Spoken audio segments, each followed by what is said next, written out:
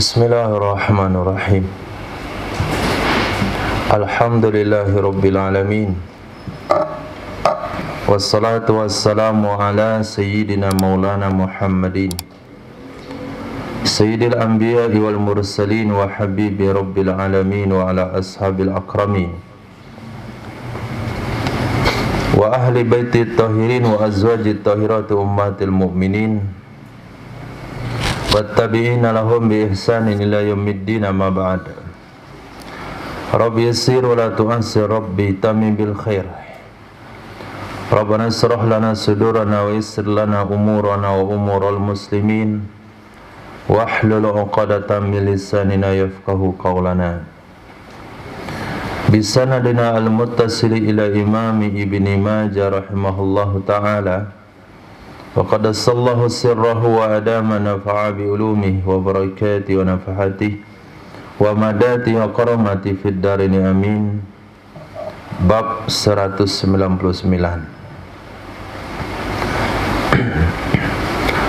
Babu ma ja'a fi salati qabla salatil 'aidi wa ba'daha.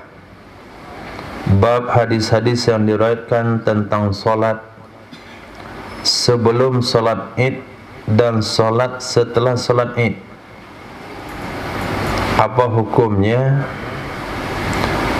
dan bagaimana keberadaan dalam syariat Islam solat qobliyah Id dan solat ba'diyah Id. Yang terjadi pada hari ini, pemahaman masyarakat terhadap hadis ini yaitu menafikan solat secara umum. Kalau kita datang ke tempat solat Id, ternyata di tempat tersebut solat Idnya agak lambat,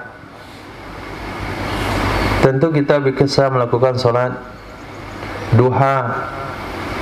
Bisa juga kita melakukan solat tahiyatul masjid, mungkin setelah solat Id, karena selepas ini akan nyambut tamu.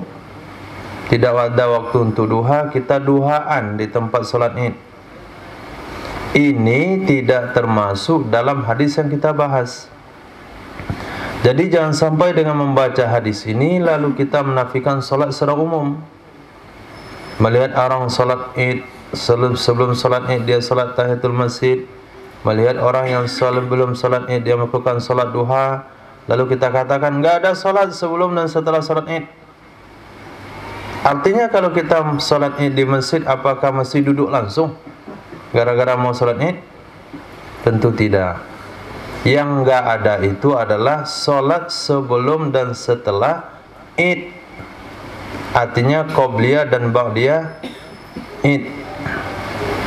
Itu yang dinafikan, bukan solat secara umum. Ini yang perlu kita pahami dengan judul dan hadis yang akan kita baca, supaya tidak salah faham. Nah, silakan. Bismillahirrahmanirrahim. Wabillahi qala hadatsana Muhammad bin Bashar qala hadatsana Yahya bin Sa'd qala hadatsana Syu'bah qala hadatsani Ali bin Thabit an Sa'id bin Jubair an Sayyid bin Abbas radhiyallahu ta'ala anhuma anna Rasulullah sallallahu alaihi wasallam kharaja fa shalla bihim. Diriwayatkan dari Sayyidina Abdullah bin Abbas radhiyallahu ta'ala anhuma, sesungguhnya Rasul sallallahu alaihi wasallam kharaja, beliau keluar dalam artian keluar dari rumah menuju lapangan untuk melakukan salat Id. Itu mana kharaja.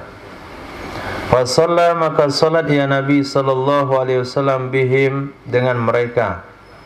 Artinya salat mengimami sahabat. Salat apa yang Nabi lakukan? Al-Aida, salat Aid. Aid dengan mana am, baik Idul Fitri atau Adha. Lam yusalli qablaha wala ba'daha, tidak salat ya Nabi sallallahu alaihi wasallam sebelumnya Id dan tidak juga setelahnya Id. Hadis. قال حدثنا علي بن محمد قال حدثنا وكيع قال حدثنا عبد الله بن عبد الرحمن الطائفي عن عمرو بن شعيب عن أبيه عن جده رضي الله تعالى عنه أن النبي صلى الله عليه وسلم لم يصلي قبلها ولا بعدها في عيد. Diriwayatkan daripada Imam Ammar bin Shu'aib, dari ayah beliau Shu'aib, dari kakek beliau siapa? Dari kakek beliau siapa? Hah? Ammar itu beliau.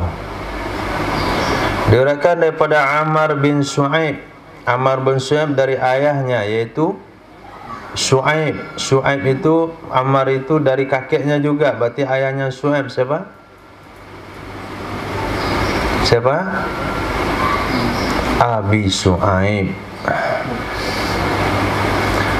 Nah, diriwayatkan dari Sayyidina Abi Shu'aib radhiyallahu ta'ala anhu, sesungguhnya Nabi sallallahu alaihi wasallam lam yusalli, tidak melakukan salat sunat, qablaha, sebelum Id, wala ba'daha, tidak juga setelahnya Id, fi idin, pada salat Id.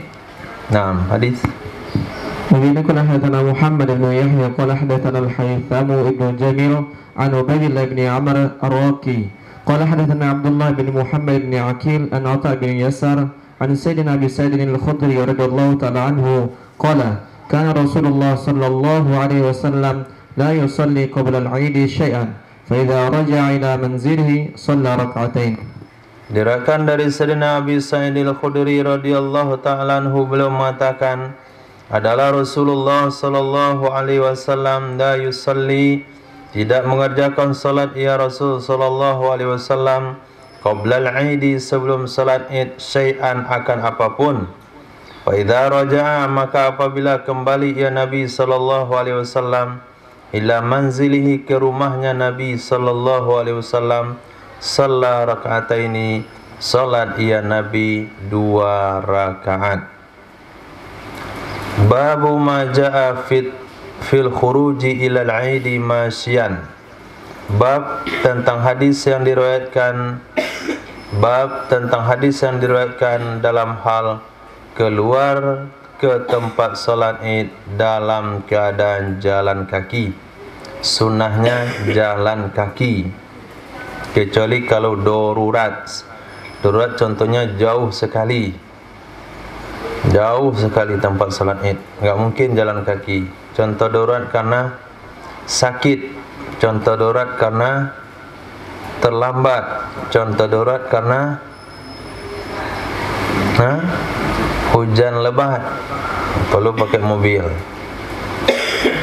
Pokoknya kalau ada darurat enggak ada masalah. Kalau enggak darurat, sunnah jalan kaki. Hadis. وبه قال حدثنا هشام بن عمرو قال حدثنا عبد الرحمن بن سعد بن عمرو بن سعد قال حدثني أبي عن أبيه عن جده أن النبي صلى الله عليه وسلم كان يخرج إلى العيد ماشيا ويرجع ماشيا. Diriwayatkan daripada Abdurrahman, coba lihat baik-baik, Abdurrahman bin Sa'ad bin Ammar bin Sa'ad, kata beliau, meriwayatkan kepada saya oleh ayah saya. Siapa ayah saya? Sa'ad. Ayah saya itu dari ayahnya lagi. Siapa ayahnya saya? Ammar. Ayah saya itu dari kakeknya lagi. Siapa kakeknya? Sa'ad. Jadi diriwayatkan daripada Sayyidina Sa'ad radhiyallahu an. Itu kalau mau diringkas. Kalau antum mau mengutip hadis ini ringkas, an Sa'di radhiyallahu an. Dan dibuat Abdurrahman, buat daripada Abdurrahman bin Sa'ad bin Ammar bin Sa'ad dari Nabi, itu hadisnya jadi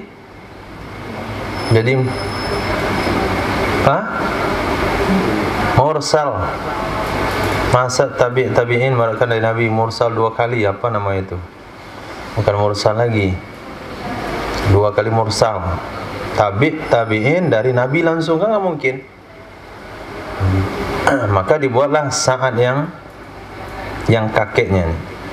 An Sa'din radhiyallahu an, diriwayatkan pada Sayyidina Sa'ad radhiyallahu an, sesungguhnya Nabi sallallahu alaihi wasallam kana, ada ya Nabi sallallahu alaihi wasallam, yakhruju, keluar ya Nabi sallallahu alaihi wasallam ilal Eid, untuk salat Id, masyian hal keadaan Nabi berjalan kaki, wa yarji'u masyian dan kembali ya Nabi dalam keadaan jalan kaki. Hadis. وبين قال حدثنا محمد بن الصباح قال أنبأنا عبد الرحمن بن عبد الله العمري عن أبيه عبيد الله عن نافع عن سيدنا ابن عمر رضي الله تعالى عنهما قال كان رسول الله صلى الله عليه وسلم يخرج إلى العيد ماشيا ويرجع ماشيا. Nah, hadisnya sama. Nah.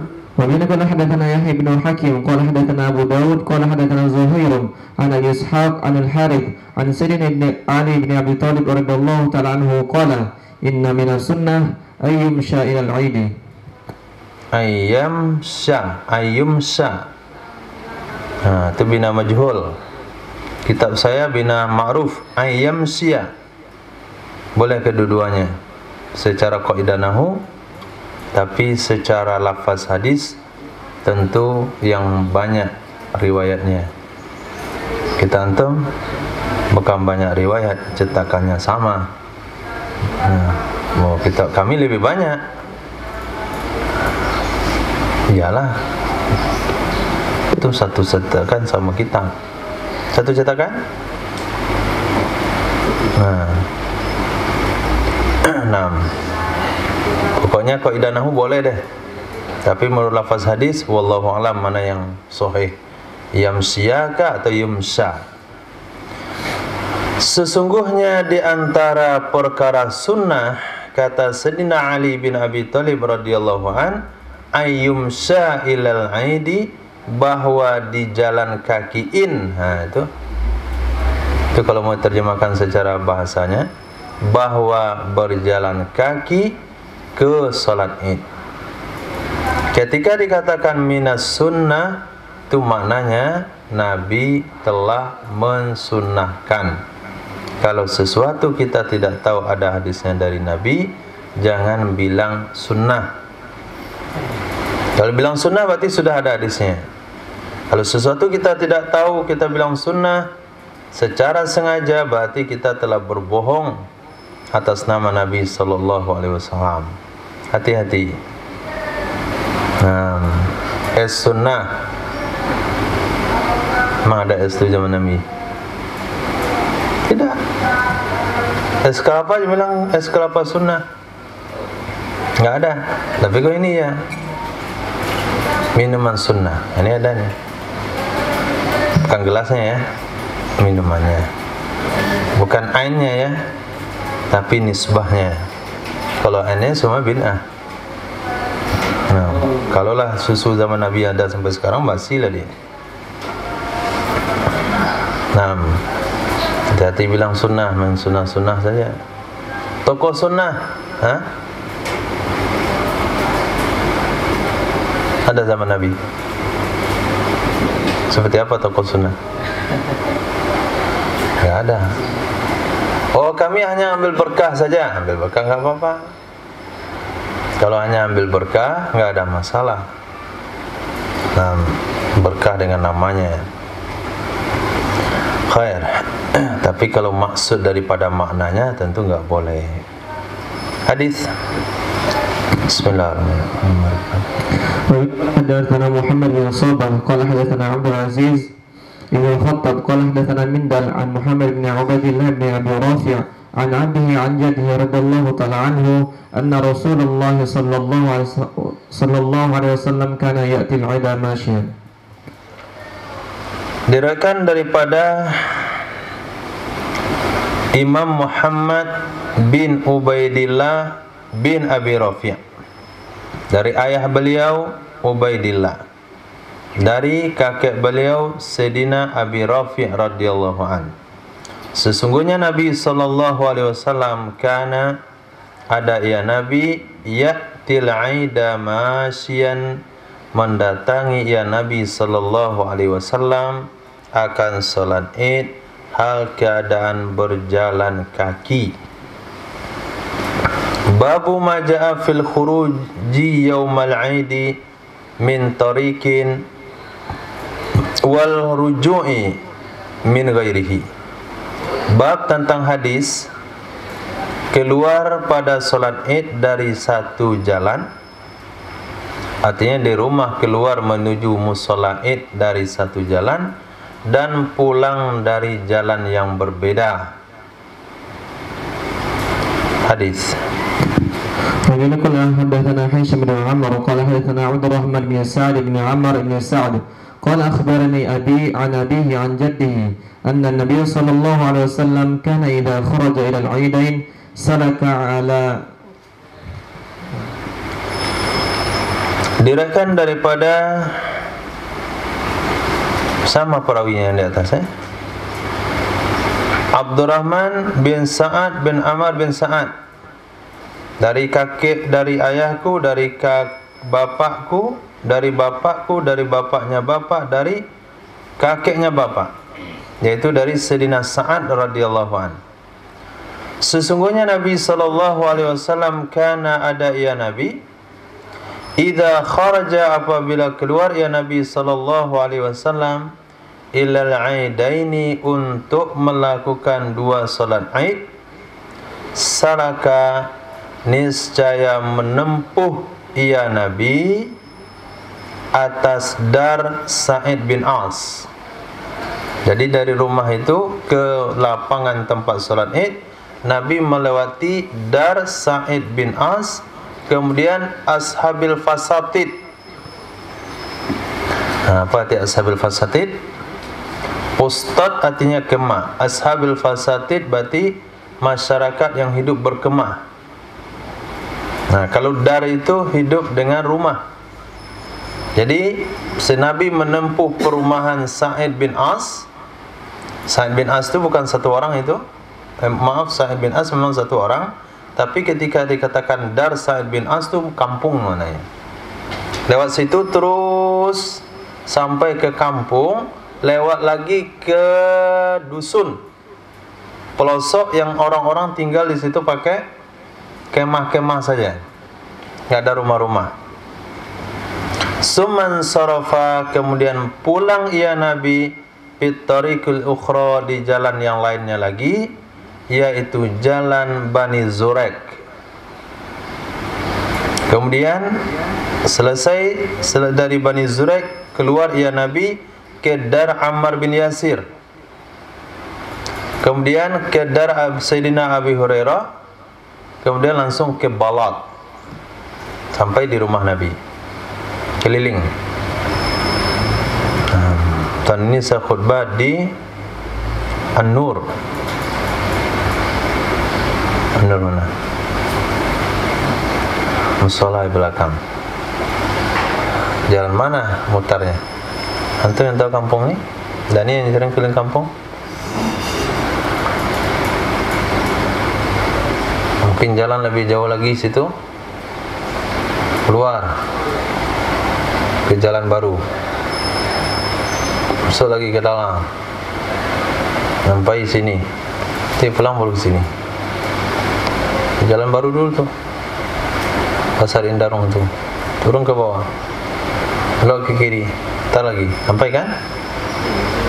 Jauhan. Itu ke Ittihad nama salatnya. Nah, ke bawah situ, putar ke bawah, naik ke Mushola An-Nur. Nanti balik jalan sini. Masyian.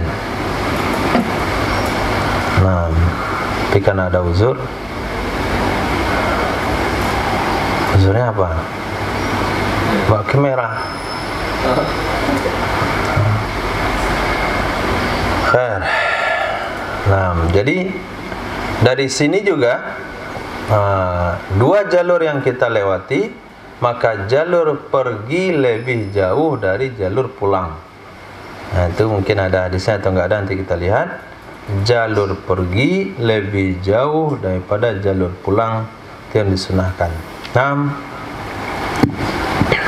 ومن قال حدثنا يحيى بن حاكم قال حدثنا أبو قتيبة قال حدثنا عبد الله بن عمر عن نافع عن ابن عمر رضي الله تعالى عنهما أنه كان يخرج إلى العيد في طريق ويرجع في أخرى. Diriwayatkan dari Sayyidina Abdullah bin Umar radhiyallahu taala anhuma, ini hadis mauquf. Untuk kita lihat redaksi awalnya, sesungguhnya Sayyidina Abdullah bin Umar Ada ya Sayyidina Abdullah bin Umar yakhruju keluar untuk salat Id fi tariqin pada satu jalan wa yarji'u fi ukhra dan beliau pulang pada jalan lain. Wa yaz'umu dan beliau mengatakan sesungguhnya Rasulullah sallallahu alaihi wasallam kana yaf'alu dzalik, ada ia Nabi melakukan hal itu. Nah, ketika beliau mengatakan Nabi melakukan hal itu, maka hukum hadisnya dari mauquf berubah menjadi marfu'. Hadis. وبه قال حدثنا أحمد بن أزهر قال حدثنا عبد العزيز بن الخطب قال حدثنا جندال عن محمد بن عبد الله بن أبي رافع عن أبيه عن جده رضي الله تعالى عنه أن النبي صلى الله عليه وسلم كان يأتي العيد ماشيا. Diriwayatkan daripada Muhammad bin Ubaidillah bin Abi Rafi' dari ayah beliau dan kakeknya Sayyidina Abi Rafi' radhiyallahu an, sesungguhnya Nabi sallallahu alaihi wasallam kana ada ia Nabi ya'til 'aida masyan, mendatangi ia Nabi akan salat Id berjalan kaki, wa yarji'u dan kembali ia Nabi fi ghairi tariq pada selain jalan alladzi ibtada'a fihi yang memulai ia Nabi pada jalan itu. Pulang ia Nabi pada selain jalan yang memulai ia Nabi, artinya memulai pergi pada jalan tersebut. Maknanya yang mudah dipahami, pergi dan balik dari jalan yang berbeda. Hadis. وبه قال حدثنا محمد بن حميد قال حدثنا أبو الطميلة عن فليح بن سليمان عن سيد بن الحارث الزرقي عن سيدنا أبي هريرة رضي الله تعالى عنه أن النبي صلى الله عليه وسلم كان إذا خرج إلى العيد رجع في غير طريق الذي أخذ فيه. Sesungguhnya Nabi sallallahu alaihi wasallam ada ia Nabi idza kharaja, apabila beliau keluar untuk salat Id, raja'a niscaya beliau kembali pada selain jalan yang mengambil ia padanya jalan. Redaksi yang ini dengan di atas hanya beda sedikit dalam hal ibtada'a dan akhaza, di atas dengan menggunakan fi'il yarji'u mudhari' ibarat fi'il madhi. Babu maja fit taqlis yaumal aidi, bab yang diriwayatkan tentang bermain rebana pada hari Id. Bermain rebana pada hari Id, yang ke hari Id malamnya sudah mulai. Nah, dan beduknya. Rebana itu serbaguna, bisa jadi beduk, bisa jadi kentongan, bangunin sahur. Nah, bisa juga di alat musik. Nah, Nabi salah satu daripada perkara sunnah Rasul yaitu merebana di hari Id. Naam, hadis. وبه قال حدثنا سعيد بن سعد قال حدثنا شريك عن مغيرة عن عامر قال شهد إياض الأشعري عيدا بالأنبار فقال ما لي لا أراكم تقلسون كما كان يقلس عند رسول الله صلى الله عليه وسلم. Naam. Diriwayatkan dari Amir, kata Amir, syahida Iyad al-Ash'ari, telah menyaksikan oleh Iyad al-Ash'ari akan salat Id di Ambar, nama tempat. Faqala, maka beliau berkata, mali la arakum, kenapa saya tidak lihat kalian? Mali, kenapa saya tidak melihat kalian? Tuqallisun, kalian memainkan rebana. Tuqallisun itu bermain rebana sambil bernasyid.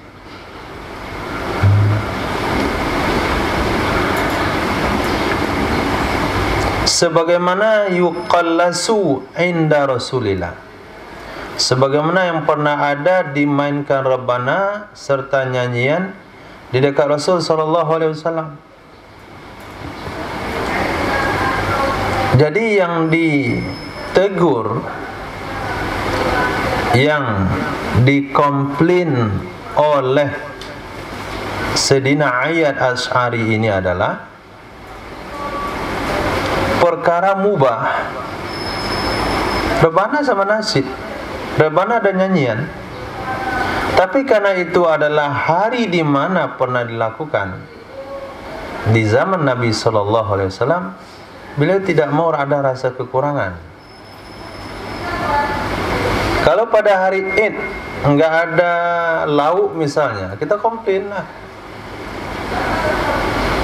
Hari raya tapi enggak ada lauk di rumah. Pulang mau sholat Id, mau ambil makan, siap mau makan, ambil nasi ke piring. Lauk mana? Ikan belum goreng lagi, masih di kulkas. Pergilah sebentar insan beli lauk di kedai. Capek dia cari keliling kedai nasi, tutup semuanya. Itu wajar komplain. Hari ini enggak ada lauk di rumah, hari ini enggak ada kue lebaran, wajar. Hari ini enggak ada lauk, mau makan. Apaan itu?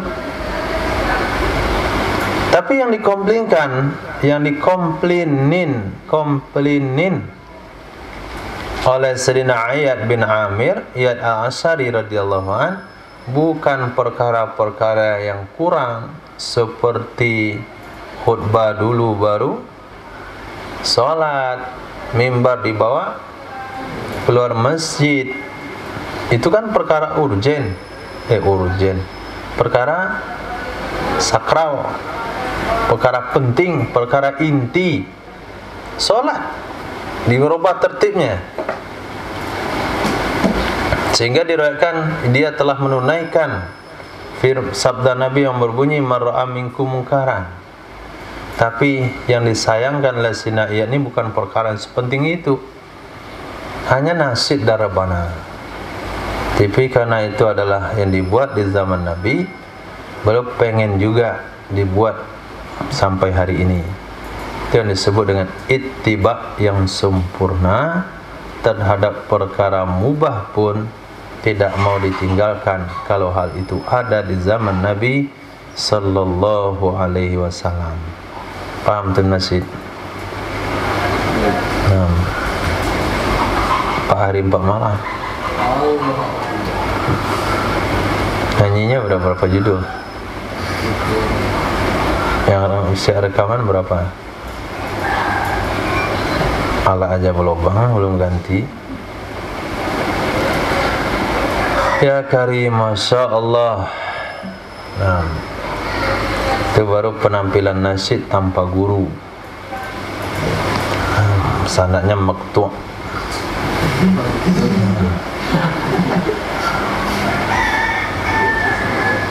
Hadis. وبه قال حدثنا محمد بن يحيى قال حدثنا أبو نعيم عن إسرائيل عن أبي إسحاق عن عامر عن قيس بن سعد قال ما كان شيء على عهد رسول الله صلى الله عليه وسلم إلا وقد رأيته إلا شيء واحد فإن رسول الله صلى الله عليه وسلم كان يقلص له يوم الفطر. Naam. Diriwayatkan daripada Sayyidina Qais bin Sa'ad, kata beliau, makana syai'un, tidaklah ada sesuatu, tidak adalah sesuatu yang pernah ada ala ahdi Rasulillah, di zaman Rasul sallallahu alaihi wasallam, illa qad ra'aituh, melainkan sungguh aku melihatnya. Komplit sunnah Nabi yang pernah ada di zaman Nabi ketika salat Id, ketika hari Id, semuanya ada saya lihat. Lengkap. Khutbahnya, jalan kakinya, pulangnya dan jalan berbeda. Hadir semua wanita, yang janda, yang belum kawin juga, wanita berhaid juga, semuanya lengkap. Kecuali syai'un wahid, sesuatu yang satu. Artinya kecuali satu hal yang enggak ada. Apa itu? Maka sesungguhnya Rasulullah sallallahu alaihi wasallam karena adalah Rasulullah yuqallasu, dibunyikan rebana serta nasyid serta nyanyian bagi Nabi pada hari Lebaran Idul Fitri. Nah, terserah pokoknya nasyid yang nyanyian yang sifatnya halal, berbicara soal makan, barai solo, berbicara soal pemandangan, bukit barisan atau gunung sago, atau bicara soal kemuliaan yang telah lalu, seperti nyanyian kemenangan-kemenangan perang yang disebut-sebut di zaman jahiliyah, yang pernah ada di zaman jahiliyah. Nabi pun dengarkan. Apalagi kalau itu adalah salawat-salawat Nabi, tentu lebih dianjurkan lagi. Di samping ada nilai seninya, ada nilai hiburannya, ada nilai salawatnya. Nah, qala Abul Hasan Ibnu Salamah Al-Qattan, qala sana Ibnu Dizil, qala sana Adam, qala sana Syaiban an Jabir an Amir, wa hadatsana wa hadatsana Ibrahim bin Nasr, hadatsana Israil an Jabir an Amir, wa hadatsana Ibrahim bin Nasr, qala sana Abu Nuaim, qala sana Syarik Abi Ishaq an Amir nahwa. Di atas satu sanad, di bawah ada 2 tarik lagi. Ya, setiap hak itu maknanya pengalihan jalur sanad. Babu maja fil hirbati yaumal id. Bab tentang hadis-hadis yang diriwayatkan bermain lembing pada hari Id. Bermain lembing pada hari Id. Lembing adalah sejenis tombak yang berukuran pendek.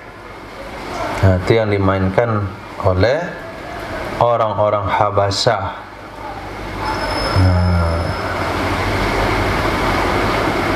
Dan tempatnya itu di dalam masjid malah. Dalam masjid.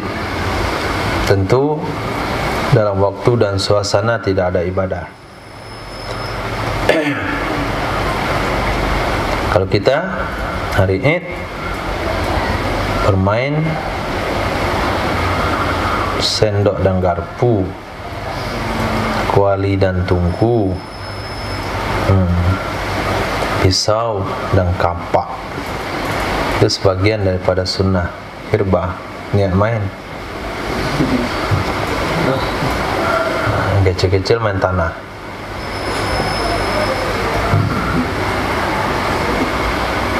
Yang kurang-kurang waras, setengah-setengah waras main kambing.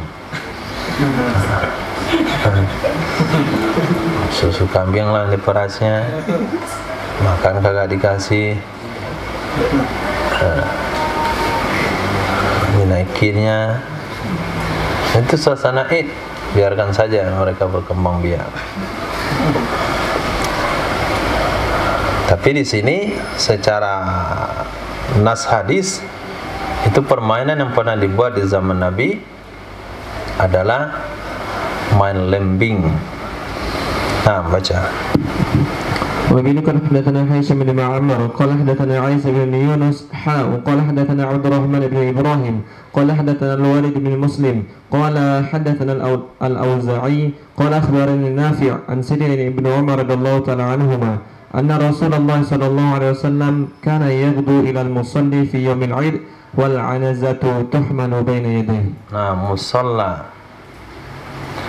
Diriwayatkan sesungguhnya Nabi sallallahu alaihi wasallam kana ada ya Nabi sallallahu alaihi wasallam yaghdu, berangkat di pagi hari, ilal musalla, ke tempat salat pada hari Id. Wal anaza tuhmalu baina yadayhi, dan tombak berujung besi, itu anaza. Tombak yang berujung besi dibawa di depannya Nabi sallallahu alaihi wasallam.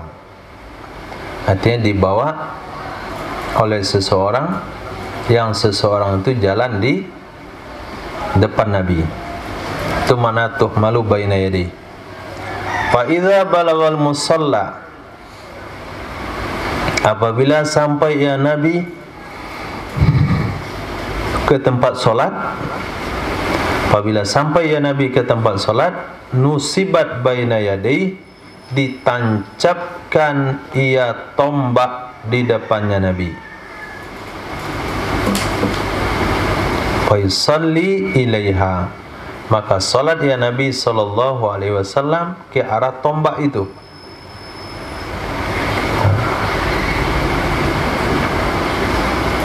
Untuk apa tombak ditancapkan?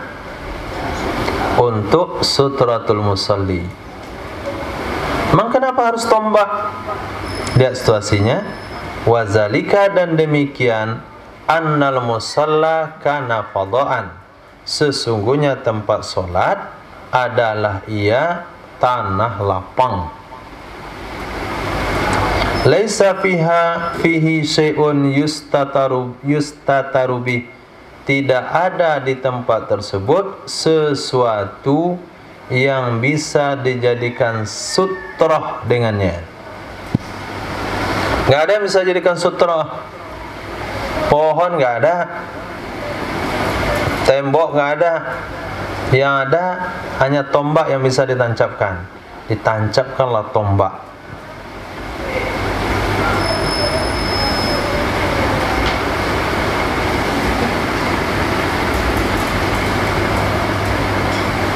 Nah, berarti judulnya salah ini. Bukan bermain. Bab hadis sandarkan tentang tombak pada hari Id. Nah, jangan dikasih bermain, hapus bermainnya. Tombak pada hari Id.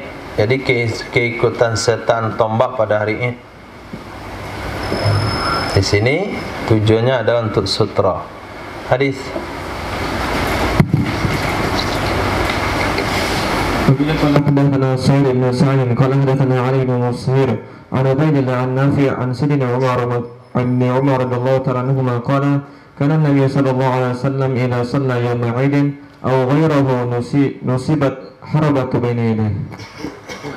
Diriwayatkan dari Sayyidina Abdullah bin Umar radhiyallahu taala anhuma, beliau mengatakan adalah Nabi sallallahu alaihi wasallam idza shalla, apabila mengerjakan salat ya Nabi sallallahu alaihi wasallam pada hari Id atau selain hari Id,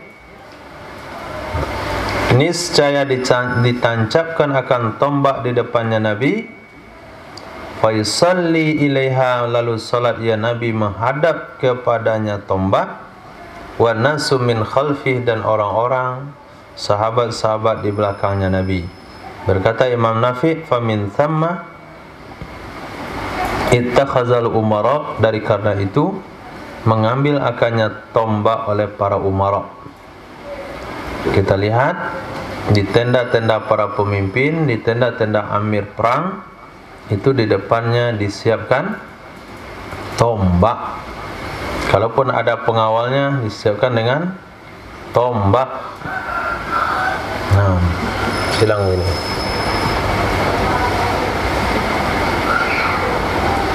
Nah, koordinator lapangan menghadap, masuk pertama, baru masuk. Jadi menjadi kebiasaan bagi para umara itu di depan mereka itu lambangnya tombak. Kenapa enggak pedang itu? Kalau ada orang lewat pedang, dihalangin pedang, kenapa tombak? Nah, kata Imam Nafi', ini asal usulnya di sini. Karena Nabi ketika salat Id itu dibawain tombak yang bisa dijadikan nanti sutratul musalli. Pas waktu salat tancap ke depan, jadi sutra. Maka di sini dari satu sisi kita lihat bagaimana pentingnya dan mementingkan oleh Nabi sallallahu alaihi wasallam keberadaan sutra dalam salat. Di tempat tanah lapang yang tidak ada sutra di situ, Nabi usahakan ada orang yang membuat sutra, baik tombak sekalipun. Sekarang di masjid sudah ada sutroh, tapi tetap tidak termanfaatkan. Salah satunya adalah jarak antara tempat sejadah dan sutroh yang terlalu jauh. Sudah di masjid, sudah banyak yang bisa dijadikan di situ sutroh, tapi tidak dipakai sutratul musolli. Sangat-sangat disayangkan. Perhatian dia terhadap ibadah solat itu tidak terlalu maksimal. Lebih besar, lebih tinggi perhatiannya kepada syarat-syarat di dalam duniawi. Duniawi ketat sekali syarat-syaratnya. Beda ijazah sama ijazah, beda nama satu saja. Di sini pakai Q, situ pakai K, nggak bisa itu.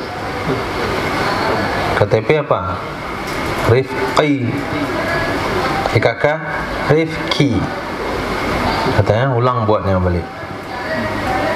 Begitu telitinya dia. Tapi kalau salat, udahlah, salat mujur. Salat mujur, ya terlalu perhatian.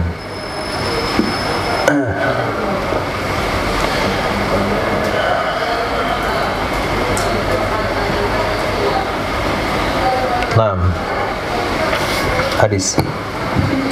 Kemudian qala hadatsana Harun bin Sa'id al-Aili qala hadatsana Abdullah bin Wahb qala akhbarani Sulaiman bin Bilal an Yahya bin Sa'id qala an Sayyidina Anas bin Malik radhiyallahu ta'ala anhu anna Rasulullah sallallahu alaihi wasallam shalla 'ida bil musalla mustatiran bi harbatin.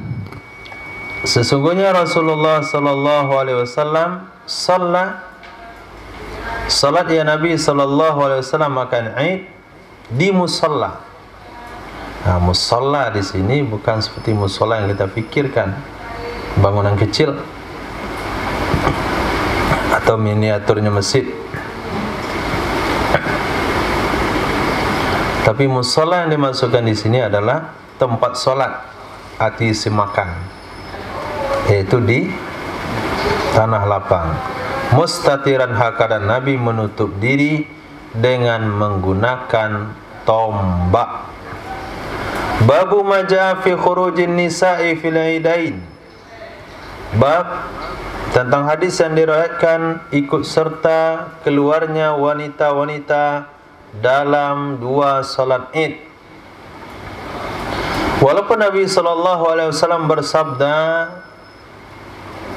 la tamna'u ima Allah masajidallah wa buyutuhunna khairul lahun.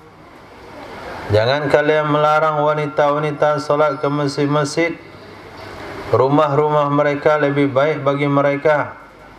Tapi hadis itu hanya untuk salat fardu.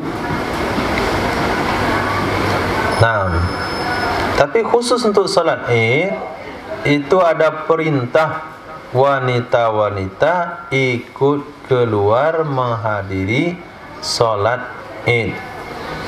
Hadis. وبه قال حدثنا أبو بكر بن أبي شيبة قال حدثنا أبو أسامة عن هشام بن حسن عن حفصة بنت سيرين عن سيدتنا أم عطية قالت أمرنا رسول الله صلى الله عليه وسلم أن نخرجهن في يوم الفطر والنهار.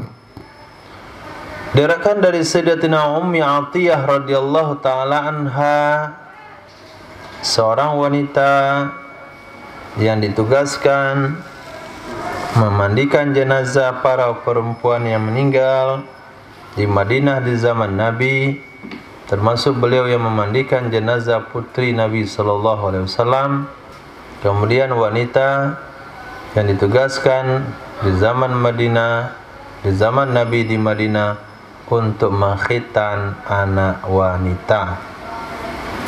Nabi sallallahu alaihi wasallam bersabda kepada Sayyidatina Ummi Atiyah, jangan kamu habiskan.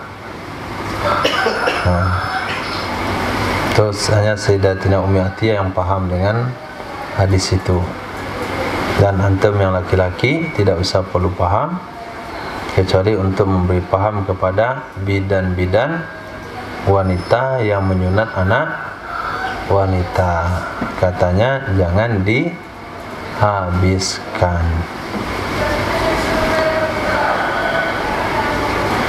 Kata Sayyidatina Ummi Atiyah radhiyallahu an, amarona, telah memerintahkan kepada kami oleh Rasulullah sallallahu alaihi wasallam an nukhrijahunna, bahwa kami keluarkan mereka wanita. Di sini ada bahasa kami keluarkan wanita-wanita, mereka wanita-wanita. Artinya keluarnya wanita itu atas izin suami. Bahkan di sini bukan atas nama izin, tapi keluarnya atas kehendak laki-laki.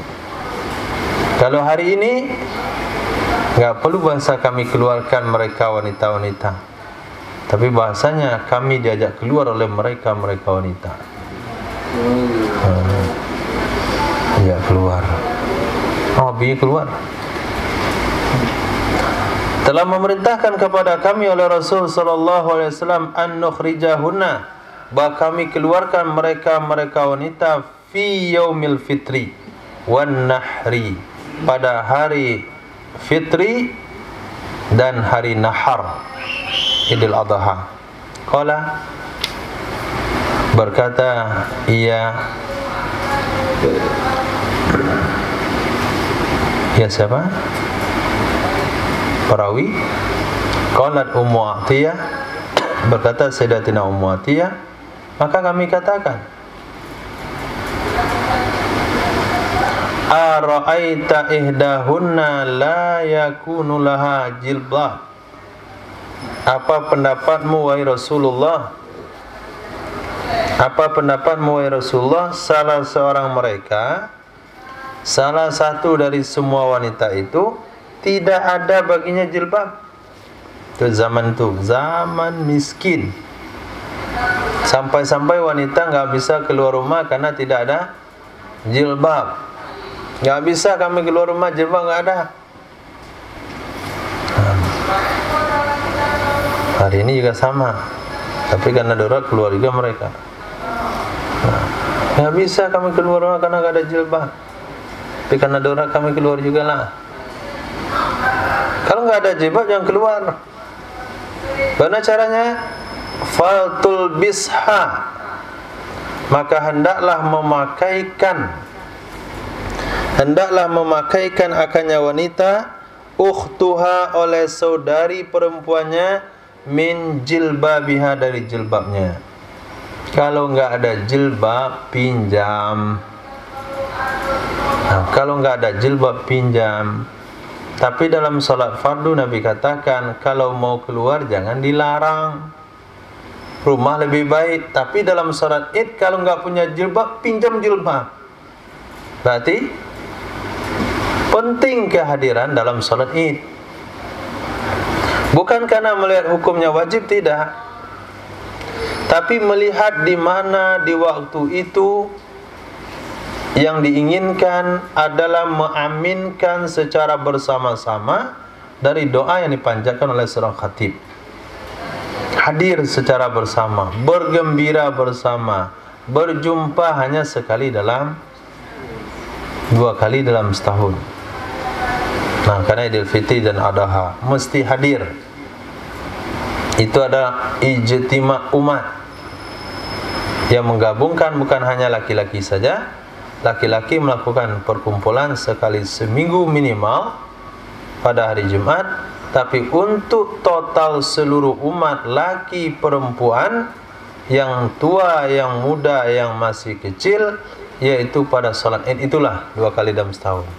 Sehingga Nabi sabdakan, kalau enggak punya pun pakaian, pinjam kepada saudari perempuannya.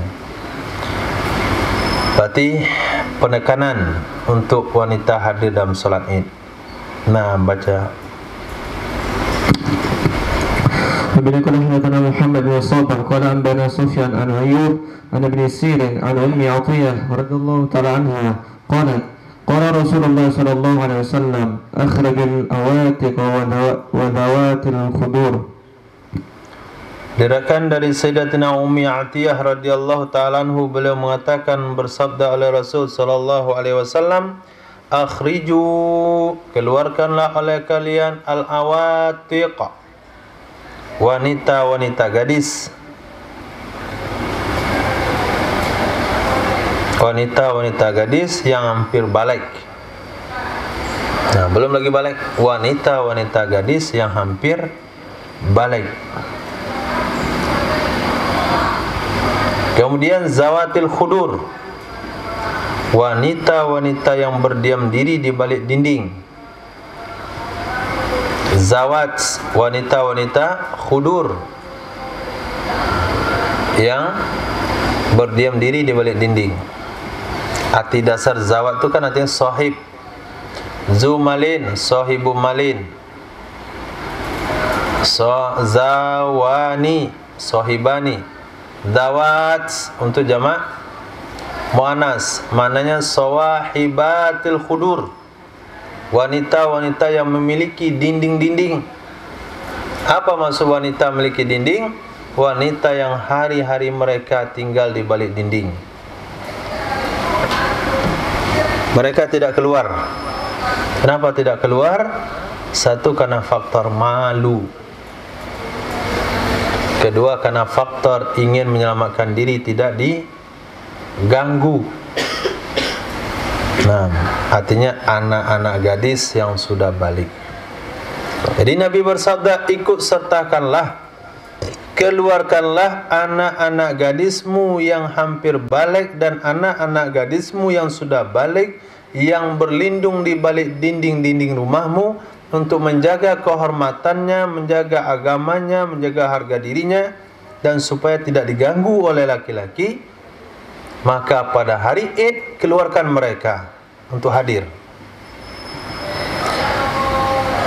Liyashhadanal Ida, supaya mereka menyaksikan solat Id. Itu yang pertama. Wa da'watal muslimin, dan doa orang-orang Islam.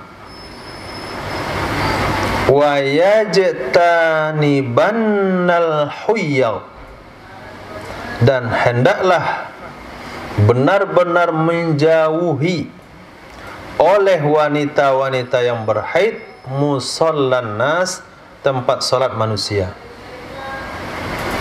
Jadi perintah ini perintahkan untuk mengeluarkan zatil khudur, wanita-wanita gadis yang berlindung di balik dinding-dinding rumah. Itu tidak pandang bulu, baik yang berhaid, yang sedang haid, atau yang tidak sedang haid, yang bisa solat atau yang tidak bisa solat. Yang tidak bisa solat juga hadir untuk mendengarkan khutbah dan untuk mengaminkan doa kaum muslimin. Tapi yang enggak solat, duduknya terjauh sedikit, duduk jauh sedikit daripada tempat solat. Saf, saf, saf, saf. Habis saf semuanya, mereka ngumpul belakang, enggak ikut solat, hanya melihat solat dan mendengarkan khutbah serta mengaminkan doa. Nah, begitu pentingnya doa ketika solat Id itu. Nah, yang enggak ikut solat pun mengaminkan doa itu. Nah, kalau demikian pentingnya doa yang disebutkan dalam hadis di atas, kita lihat bagaimana Nabi mementingkannya. Orang-orang yang enggak solat pun ikut mengaminkan. Maka kita yang diberi tanggung jawab sebagai khatib, pilihlah doa-doa terbaik pada hari itu. Nah, pilih doa-doa terbaik karena diaminkan di suatu lokasi yang pada saat itu hati manusia bebas dari kebencian, kedengkian, dengan semangat saling maaf-memaafkan. Maka itu cepat untuk diijabah oleh Allah. Yang bertengkar pada hari itu salaman. Yang kurang enak pada solat Id itu enak. Misalnya dia enggak enakan sama si fulan, tapi ketika solat Id cari dia, maafkan saya. Yang kemarin Ramadan bertengkar gara-gara kunut enggak kunut, bertengkar karena salah jadual khatib, salah jadual ceramah dan macam-macam alasannya. Ketika solat itu salaman. Jadi suasana adalah suasana satu hati, saling memaafkan, dan pada saat itu sangat diharapkan doa diijabah oleh Allah. Maka khatib pilih doa-doa penting yang akan dibaca saat itu, karena Nabi sudah perintahkan wanita enggak solat pun keluar untuk mengaminkan doa kaum muslimin. Sementara khatib yang berdoa itu pun doanya pendek. Nah, itu tidak sesuai dengan pengorbanan. Pengorbanan yang dikeluarkan, yang dilakukan oleh orang-orang tidak sesuai dengan doa yang dia berikan. Khair, itu salah satu hikmahnya, dan itu salah satu tujuannya kenapa wanita-wanita yang enggak salat pun diminta hadir oleh Rasul sallallahu alaihi wasallam. Hadis قال حدثنا عبد الله بن سعد قال حدثنا حفص بن غياث قال حدثنا حجاج بن عرقة عن عبد الرحمن بن عابس عن سيدنا عبد الله بن عباس رضي الله تعالى عنهما أن النبي صلى الله عليه وسلم كان يخرج بناته ونساءه في العيدين. Nah, bukan Nabi hanya sekadar perintah, tapi Nabi juga memberikan percontohan, uswah bagi umat. Sesungguhnya Nabi sallallahu alaihi wasallam ada ya Nabi yukhriju, menyuruh keluar, banatihi, putri-putri beliau, wa nisa'ahu, dan istri-istri beliau pada salat Id. Nabi praktekkan.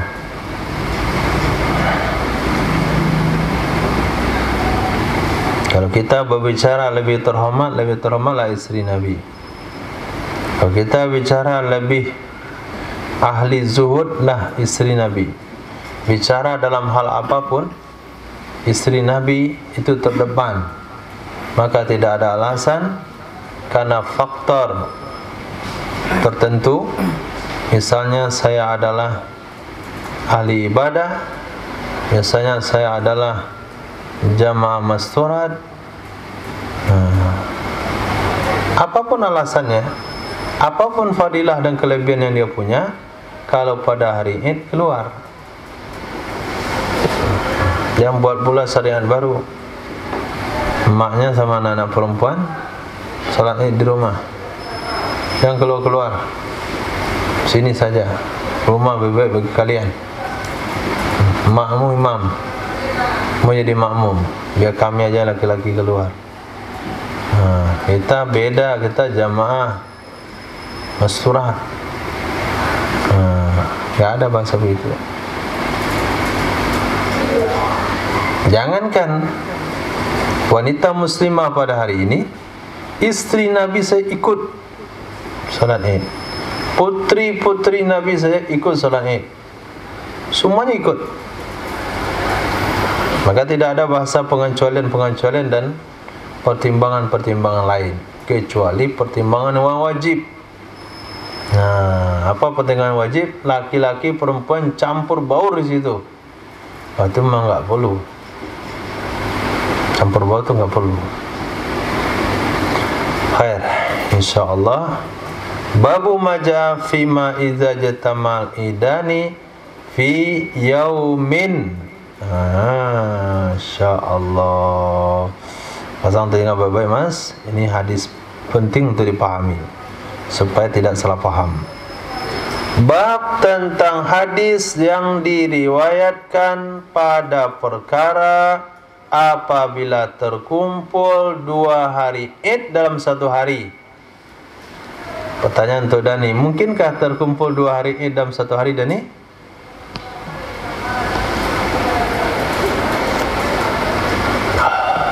Mungkin. Mungkinkah terkumpul 2 hari raya dalam 1 hari? Mungkin. Contohnya? Hah?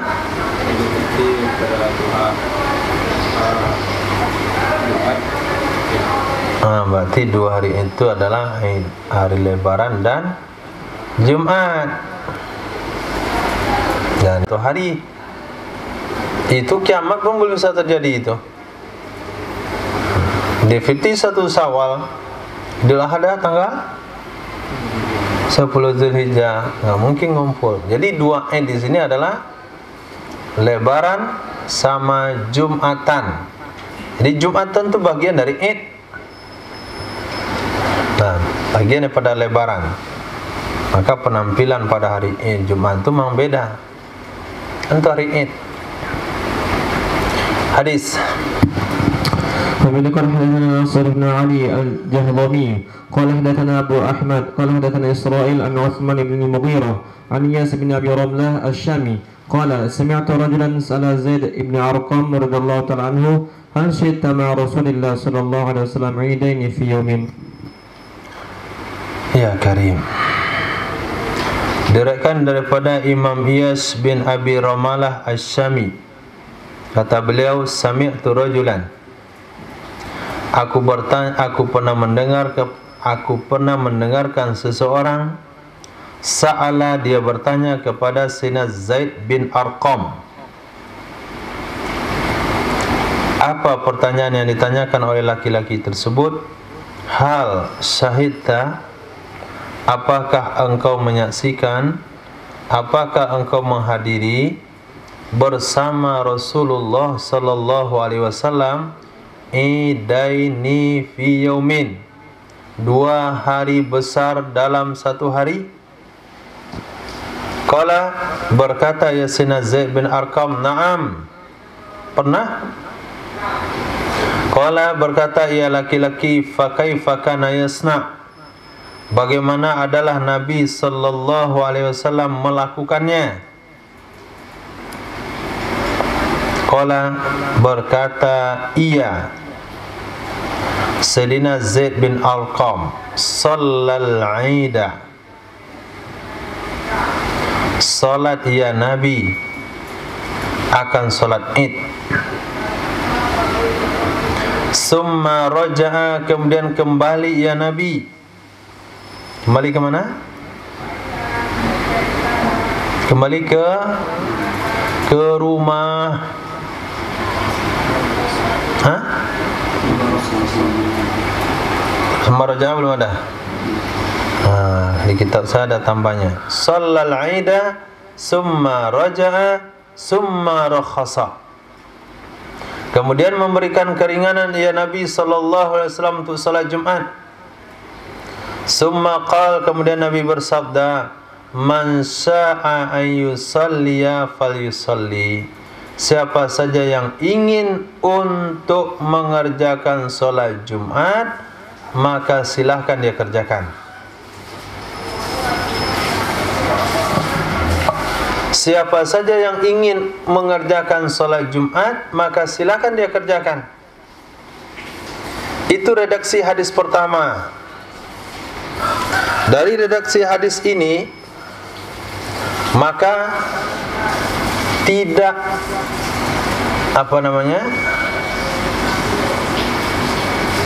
tidak tertutup kemungkinan, bahkan bisa kita terima secara akal kalau sekiranya ada orang mengatakan selesai solat Id enggak perlu lagi solat Jumat. Kalau kita lihat teks hadis ini, kita tidak membantah adanya pemikiran begitu. Enggak terbantah. Memang secara teks seperti itu. Apabila terjadi Id dan pada hari Jumat Nabi melakukan salat Id, kemudian Nabi pulang ke rumah, kemudian Nabi akan berikan pengumuman, siapa yang mau salat Jumat silakan salat. Berarti salat Jumat tidak wajib. Ini pemahaman pertama. Nah, enggak cukup sampai di situ saja. Coba kita lagi hadis berikutnya.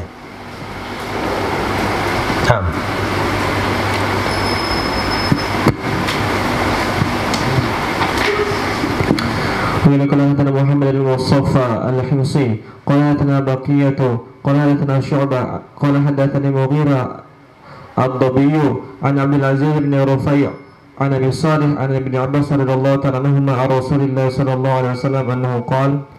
Diriwayatkan dari Sayyidina Abdullah bin Abbas radhiyallahu ta'ala anhuma dari Rasulullah sallallahu alaihi wasallam annahu qala, sesungguhnya Nabi sallallahu alaihi wasallam bersabda, ijtama'a idani, ada izanya. Berarti kalau enggak ada ditakdirkan. Jika terkumpul dua hari besar, jika terkumpul dua hari besar fi yaumikum hadza, pada hari kalian yang ini, yaitu hari Id berkumpul tepat terjadinya pada hari Jumat, faman syaa ajazahu minal jumu'ah, maka siapa saja yang mau niscaya mencukupi akannya untuk salat Jumat. Siapa saja yang mau maka cukup untuknya salat Jumat. Artinya salat Id yang baru dikerjakan itu sudah cukup menggantikan Jumat. Wa inna mujammi'una insyaallah, sesungguhnya kami akan melakukan Jumat insyaallah. Sesungguhnya kami akan melakukan Jumat insyaallah. Di sini ada berapa kelompok? Dua. Siapa yang mau silakan melakukan Jumat. Tapi siapa yang mau Jumat, salat Id yang dia lakukan tadi itu sudah menggugurkan kewajibannya untuk Jumat. Tapi kalau kami insyaallah akan Jumat. Siapa kalian yang dikatakan kalau mau Jumat silakan Jumat, dan siapa kami? Kami itu siapa? Oh, boleh inna itu Rasulullah. Boleh muazim nafsah. Sejak kapan boleh Jumat sendirian? Nah, kami di situ mujammi'un dengan menggunakan lafaz jama' itu mengarah kepada masyarakat kota.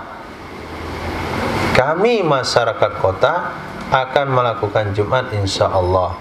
Kalian yang ada di pinggiran kota, kalau mau Jumatan silakan Jumatan, tinggal di sini, enggak pulang ke rumah.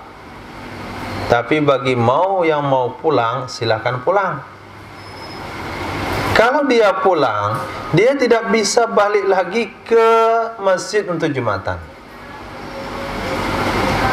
Kalau dia pulang, itu nggak bisa balik lagi ke masjid untuk Jumatan. Maka orang itu jamaahnya pada sholat Id itu sudah mencukupi dia untuk sholat Jumat. Artinya nggak perlu sholat Jumat, karena memang nggak sempat. Tapi tetap wajib salat zuhur. Tapi bagi kami yang di kota Madinah, yang di kota insyaallah tetap melakukan Jumat. Mana hadisnya?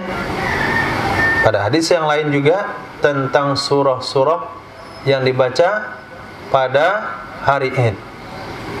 Apa diriwayatkan di situ?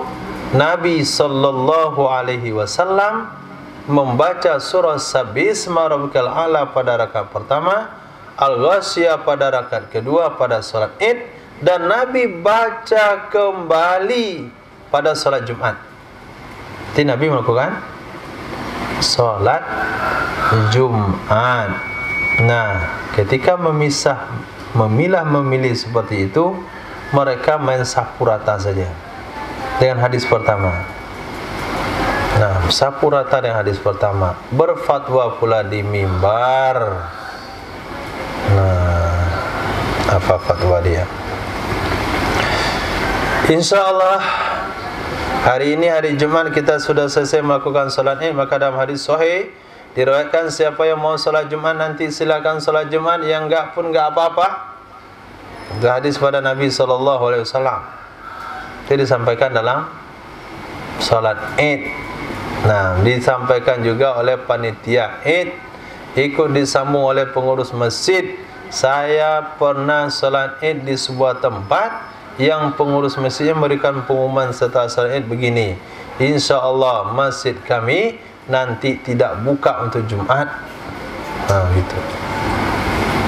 Oh, sampai begitu fatwanya. Asbabnya apa? Tidak mau bermazhab, memahami hadis langsung menurut akal yang dia punya. Karena tidak cukup akal, maka pemahamannya begitu. Masa bilang mantum pakai mazhab, anti mazhab. Bilangnya nggak dengar. Pengen juga melangsungkan hadis. Otakmu tu tak cukup memahaminya. Khair. Tak cukup dalil? Dah? Kampung antum? Dah kejadian begitu? Dah. Persisian? Ada pendapat salafi begitu? Jangan sampai mereka jadi pengurus masjid. Kalau sampai gitu lantar. Kalau mereka nggak mau jumatan sendirian nggak apa-apa. Maklum orang kampung. Orang kampung zaman Nabi. Tapi kalau hari ini di kampung manakah dia tinggal? Kalau pulang dari masjid dari sholat Id lalu nggak bisa balik lagi Jumat, kampung mana tinggal? Nggak ada. Dengan transportasi yang cukup, jalan yang cukup, itu kita pergi sholat Id di lapangan golf Semen Padang, kemudian pulang ke pondok makan, kemudian lepas itu pergi ke Ittihad, balik lagi, pergi lagi, balik lagi, 3 kali balik bisa. Jalan kaki. Cuman capeknya aja. Pergi pakai motor 10 kali itu, dari sholat Id sampai sholat Jumat, bisa bolak-balik 10 kali dia. Wajib kawan. Itu yang gak wajib Jumat. Gak ada alasan itu. Itu pemahaman sesat, pendapat yang sesat dan menyesatkan umat. Nah, hadis.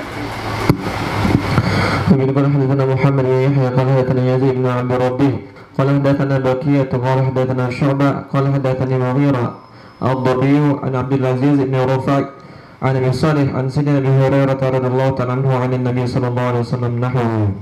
نعم.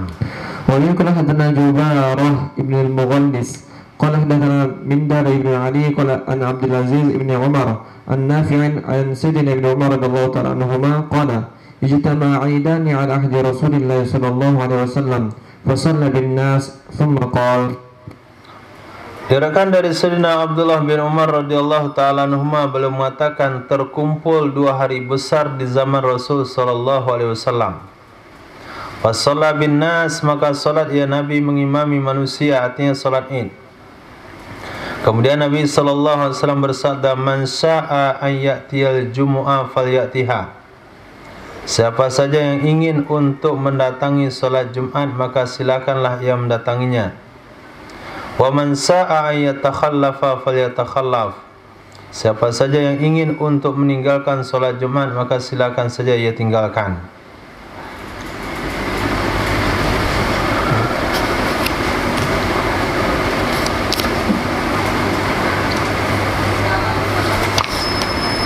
Hadis tentang Maja fi salatil Id fil masjid idza kana matar.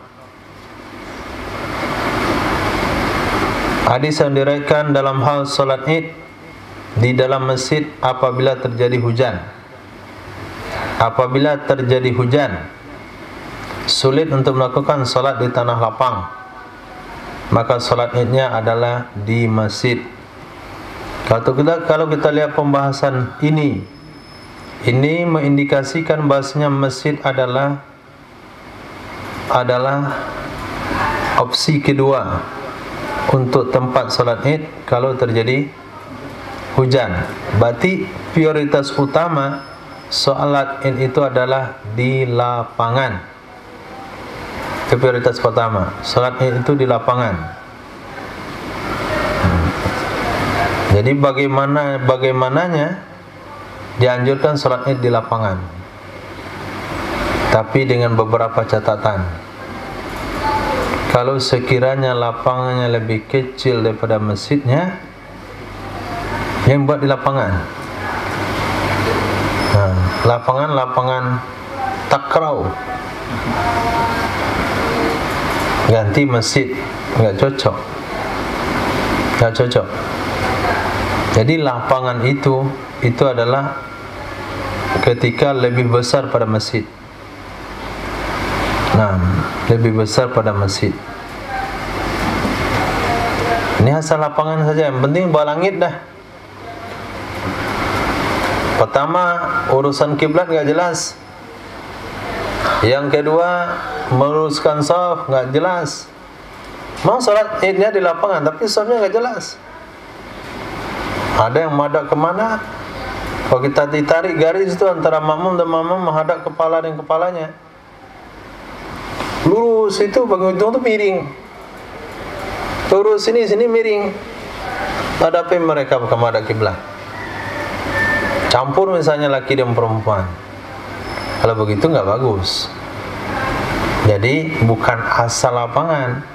Mana kapasitasnya lebih banyak, lapangan atau masjid kita? Oh, lapangan. Antara lapangan dan masjid nggak terlalu beda. Masjid kalau begitu, kalau nggak terlalu beda. Kenapa? Masjid lebih nyaman, lebih khusyuk, lebih terjaga soundnya, lebih jelas. Ini masjid bagus sistemnya. Pergi ke lapangan, itu toa orang jual obat di pasar tuh.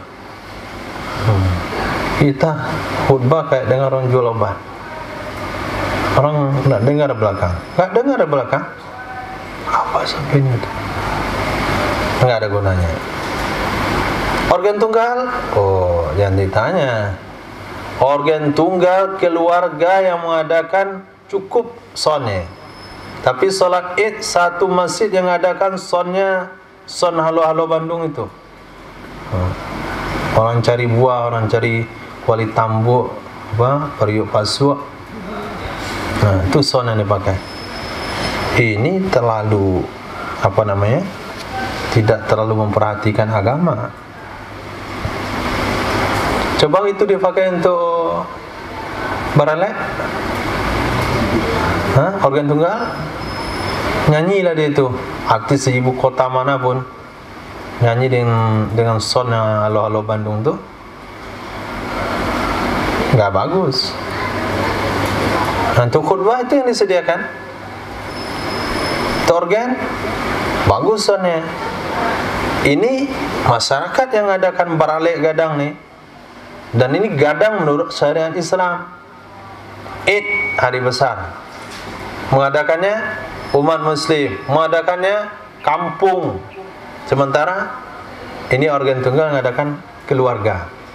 Soalnya nggak seimbang sama sekali. Berarti Anda tidak perlu perhatian agama. Kayaknya Anda buat agama itu hanya sekedar asalan saja. Nah, khair. Jadi sholat id sebaik-baiknya di lapangan dengan pendukung-pendukung yang cukup. Sound 3 kali sound organ tunggal. Situ satu pick up tinggi, situ satu pick up lagi, di belakang jauh di jamaah ibu-ibu satu pick up lagi soundnya. Baru bergema. Sholat id di lapangan Imam Bonjol terdengar ke pesisir selatan. Itu baru id namanya. Takbiran bergema kemana-mana. Cepat, kata orang Indarung, dah terdengaran takbirnya itu di Imam Bonjol. Sekota Padang berbunyi. Itu yang namanya id. Itu yang namanya hari besar. Assalamualaikum. Jelas khutbahnya. Assalamualaikum baba. Jelas. Kalau itu nggak bisa lah diusahakan di lapangan, nggak ada gunanya. Khutbah yang dari konsep sekian tahun yang lalu didengar oleh jemaah nggak ngerti karena fasilitas yang kurang mencukupi. Khair. Apalagi sejak musim corona ini, salat id dah main asal-asalan aja. Nanti musola sejadah dibuat masing-masing ya jemaah. Nah, masjid tidak menyediakan lagi karena kita musim corona, tetap menjaga protokol kesehatan. Jadi terbentanglah rumput panjang di situ. Ada yang bawa sejadah besar, ada yang bawa sejadah kecil, ada yang sholat pakai sendal, ada pakai terpal, ada pakai kardus. Nggak bagus. Antum lihat hamparan baralek gadang, mulai di depannya karpet merah, diinjak-injak sampai ke situ tuh. Terus sholat Id, urus masing-masing. Tetap tidak ada perhatian terhadap agama. Walaupun sayang memang dibawa karpet mahal itu ke lapangan, minimal karpet sekian tahun lalu kan ada. Maka karpet sekian-sekiannya masjid itu dicuci, digulung. Setiap salat Id itu yang dipakai rapi. Nah, kalau masih ada sekian-sekiannya lagi nggak kepakai, ya baru kirim ke musola. Masih sekian-sekian nggak kepakai lagi, carilah pondok-pondok situ. Tapi jangan pakai daru. Hadis. وبه قال حدثنا العباس بن عثمان الدمشقي قال حدثنا الوليد بن مسلم قال حدثنا عيسى بن عبد الأعلى بن أبي فروة قال سمعت أبا يحيى عبيد الله التيمي يحدث عن سيدنا أبي هريرة رضي الله تعالى عنه قال أصاب الناس مطر في يوم عيد على عهد رسول الله صلى الله عليه وسلم فصلى بهم في المسجد. Aku pernah mendengar Aba Yahya Ubaidillah At-Taimi meriwayatkan hadis kepada Sayyidina Abu Hurairah radhiyallahu an, beliau mengatakan asoba, telah menimpa an-nasa akan manusia matarun oleh hujan fi yaumi Aidin pada hari Id ala ahdi Rasulillah di zaman Rasul sallallahu alaihi wasallam, fasalla bihim maka salat ya Nabi dengan mereka fil masjidi di masjid. Babu maja'a fi lubsis silah fi yaumil Id. Hadis yang diriwayatkan tentang memakai senjata pada hari Id. Memakai senjata pada hari Id. Apa maksudnya memakai senjata? Pak polisi itu pistol di pinggangnya. Pak tentara roket di bawah. Santri panah di bawah. Ada bak pedang juga gantung di pinggang. Ada senjata penembak babi itu, senapan bobok namanya. Pelurunya kacang-kacang sepeda tuh. Jadi semua bawa senjata. Mama Saudapu sama tempat motong tahu telenan itu kan senjata itu. Senjata yang dimasukkan di sini adalah tombak, panah, pedang, dan senjata perang yang canggih pada hari ini. Boleh nggak bawa senjata pada salat Id? Hadis. حدثنا عبد القدوس بن محمد قال حدثنا نائل بن نجيح قال حدثنا إسماعيل بن زياد عن ابن جريج عن عطاء عن سيدنا ابن عباس رضي الله تعالى عنهما أن النبي صلى الله عليه وسلم نهى أن يلبس السلاح في بلاد الإسلام في العيدين. Diriwayatkan dari Sayyidina Abdullah bin Abbas radhiyallahu taala anhuma, sesungguhnya Nabi sallallahu alaihi wasallam melarang ia Nabi sallallahu alaihi wasallam ayyul basas silah, bahwa dipakai senjata, dikenakan senjata fi biladil Islam, di negeri-negeri orang Islam, fil aidain, dalam 2 hari lebaran. Tapi kalau ketika lebaran itu terjadi di negeri kafir sedang perang, enggak ada masalah. Tapi ketika salat Id itu dilakukan di negeri orang Islam, jangan bawa senjata. Illa ayakunu bihadratil adu, kecuali bahwa dalam mereka dihadiri oleh musuh. Salat Id di zaman Belanda, salat Id di zaman Jepang, itu enggak ada masalah ketika salat itu dibawa senjata ke lapangan. Tapi kalau negeri dalam kondisi aman tu jangan bawa senjata. Karena menyakiti, takut melukai yang lain, dan takut menimbulkan rasa takut kepada yang lain. Begitu juga pada solat-solat yang berkumpul yang lainnya. Nah, terutama yang perlu diingatkan adalah solat Jumat kepada bapak-bapak kita polisi.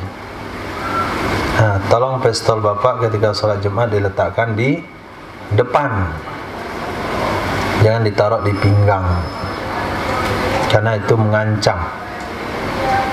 Bukan mengancam, tapi dia mengancam rasa takut. Di depan antum ada polisi sholat, senjata di pinggang dia. Ketika takbir, Allahu Akbar, aman. Moncong senjatanya ke bawah. Kalau ketembak pun tembok yang kena. Pas rukuk, Allahu Akbar, moncong senjatanya pas di dahi kita. Ini. Itu kalau ketika tadi ditahan ke belakang, petik aja sedikit, syahid. Nah,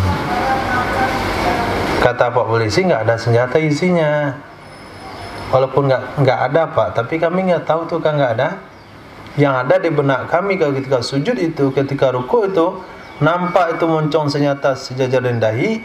Pemikiran bukan lagi takut pada Allah. Ini mikir nih, subhanallah azim ya bihamdi, jangan meletus mana. Nah, jadi kalau bapak bawa senjata, taruh di depan saja, jangan perut. Nah, itu kalau ketika bapak rukuk pun, kalau terpasang kepala bapak sini yang kena. Aman kan? Atau kalau enggak, letakkan di atas sejadah. Nah, perhatikan hadisnya, dilarang memakai senjata. Memakai. Khair. Babu maja'ah fil iktisali fil aidain. Bab yang diriwayatkan tentang mandi dalam dua salat Id. Nah.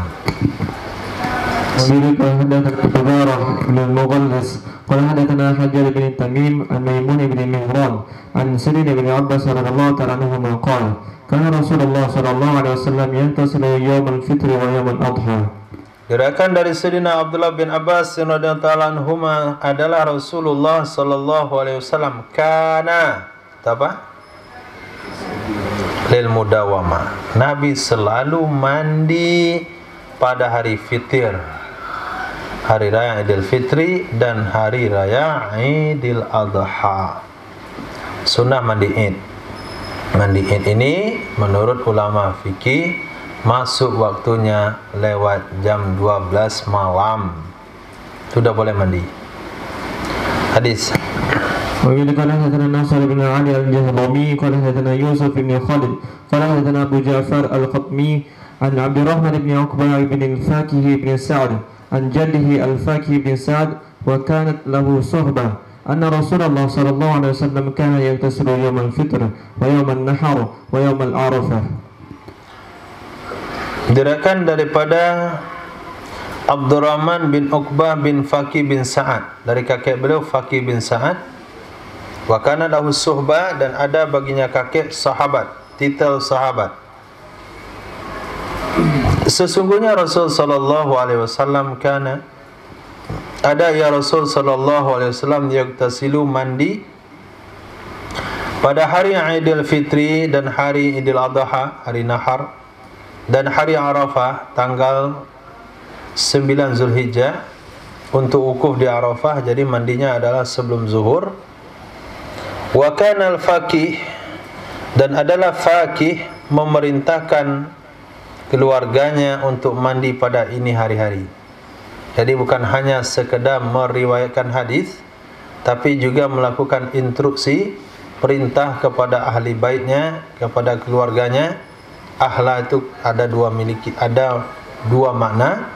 Ada makna ahla adalah istri, ada ahla maknanya semua ahlul bait.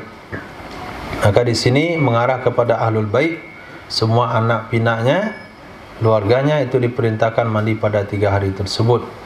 Nah, ketika seorang alim dengan ilmu yang dia punya, dia realisasikan di dalam keluarga, ini akan lebih bermanfaat dan lebih cepat menyebabkan hidayah.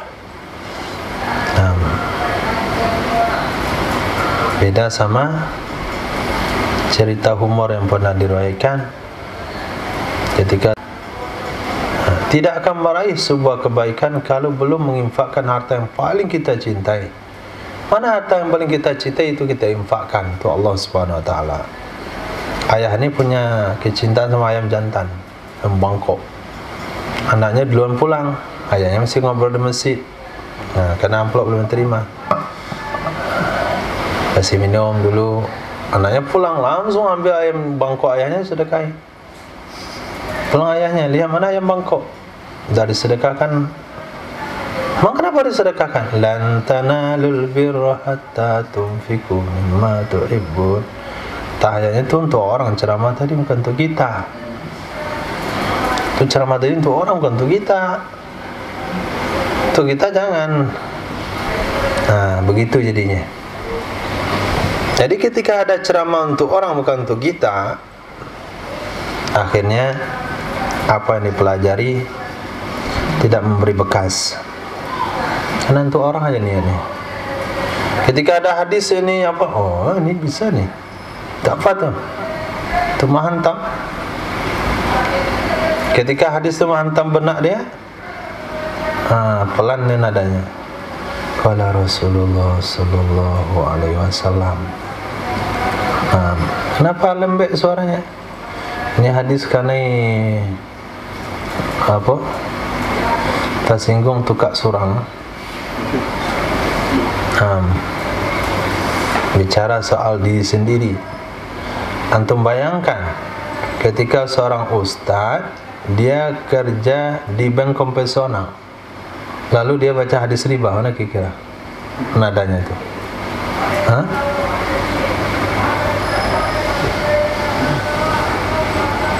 Dia ustadz kerja di bank konvensional lalu bicara hadis riba, mana dia bicara dia? Tentu dengan suara nada yang lembut, kemudian cari pendapat-pendapat yang menghalalkan, selesai. Ini khilafiyah. Niatlah untuk meninggalkan, insyaallah. Sekarang belum mampu. Itu bahasanya. Tapi lihat Sayyidina Al-Faqih tadi.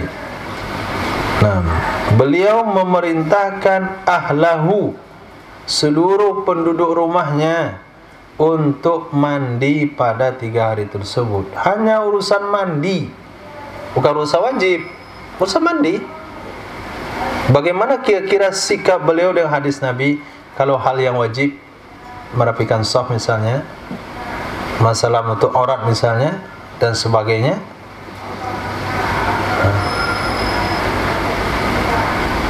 Abu Bakar ke besar, kalau punya anak perempuan enggak nutup aurat.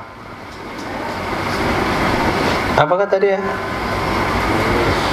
Istri Buya Hamka aja enggak pakai jilbab, hanya pakai tudung aja. Enggak ada jilbab. Jilbab itu enggak ada dalam Islam. Tadi ada hadis tadi. Hadis mengatakan enggak ada jilbab dalam Islam. Hadis tadi. Ya Rasulullah, bagaimana kalau dia akan punya jilbab, pinjamin oleh yang lain? Atau hadis perlu diingat juga. Orang yang asal ngomong aja enggak ada jilbab dalam Islam. Jilbab itu baru sekarang, baru adanya. Zaman Bianca aja nggak ada jilbab, cuma ada selendang menutup kepala. Hadis sudah ada bilang. Tahu atau nggak tahu dia? Yang tahu tapi pura-pura nggak tahu. Atau memang nggak tahu. Ini yang dikhawatirkan oleh Nabi tentang akhir zaman. Ini yang perlu diwaspadai. Jadi kalaupun ada hadis yang bertentangan dengan perilaku sendiri, hadis tetap disampaikan dengan pemahaman ulama, kita tetap berusaha untuk melakukan perubahan. Bab tentang waktu salat 2 hari raya. Hadis. قال حدثنا عبد الوهاب بن الضحى قال حدثنا اسماعيل بن عياش قال حدثنا صفوان بن عمرو عن يزيد بن خمير عن عبد الله بن بصر أنه خرج مع الناس يوم الفطر أو أضحى فأنكر إبطاء الإمام وقال إن كنا لقد فرغنا ساعتنا هذه وذلك حين التسبيح. Diriwayatkan dari Sayyidina Abdullah bin Busr, sesungguhnya beliau keluar bersama orang-orang. Orang-orang di situ itu sudah tidak sahabat lagi. Sebagian sahabat, sebagian besar sudah tabi'in. Beliau keluar bersama orang-orang, artinya masyarakat pada hari Idul Fitri atau hari Idul Adha. Maka dilihatlah oleh sahabat ini proses salat Id. Ternyata lambat mulai salatnya. Pertama, susunan acara kita pada hari ini adalah protokol yang sedang berlangsung. Yang kedua, laporan daripada ketua panitia salat Id. Yang ketiga, laporan sambutan daripada ketua masjid. Yang keempat, laporan dan sambutan daripada bendahara masjid. Yang kelima, sambutan dan laporan daripada salah satu donatur Ramadan. Yang ketujuh, laporan dan sambutan ketua RW dan RT. Sambutan-sambutan banyak. Acara yang kedua sebelum inti adalah pemungutan biaya sumbangan pembangunan masjid. Kira-kira menghabiskan waktu setengah jam. Kemudian baru salat Id. Sesanya dah orang capek, dah panas, dah mantuk, baru salat Id. Kira-kira begitu kejadiannya.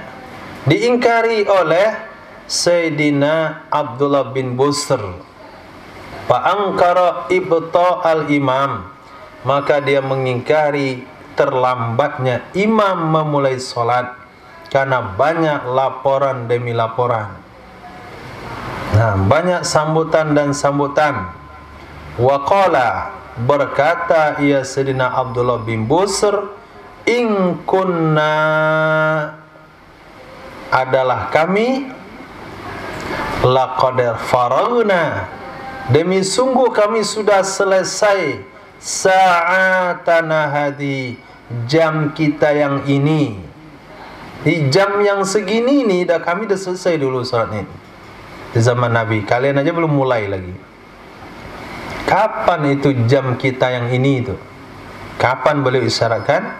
Itu adalah ketika tasbih solat duha. Nah, ketika solat duha. Jadi awalnya solat Id berawal dari awal, maksudnya solat duha. Duha yaitu isyraq lah, isyraq. Nah, isyraq dah boleh solat Id. Tapi di kampung-kampung memang susah karena faktor mungkin kesibukan masyarakat, mungkin tradisi dan sebagainya, atau jalan yang jauh dan sebagainya. Itu kadang-kadang sholat itu lambat. Di kota bukan karena jauhnya, tapi karena terlalu intelektualnya, banyak yang minta sambutan-sambutan.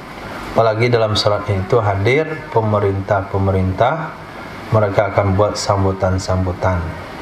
Sambutan itu nanti saja setelah khutbah. Nah, sambutlah masyarakat di rumahmu masing-masing dengan open house.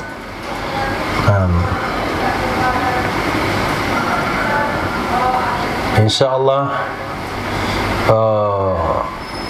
gubernur akan open house selama 3 hari 3 malam. Jadi masyarakat datang ke situ. Daripada dia buat sambutan ketika waktu yang seharusnya untuk solat mengagungkan dan memuji Allah Subhanahu wa taala. Babu majaa fi salatil lail rakaatani. Satunya judulnya ada beda, tapi waktu tinggal dikit. Lanjut. Bab tentang salat malam itu 2 rakaat.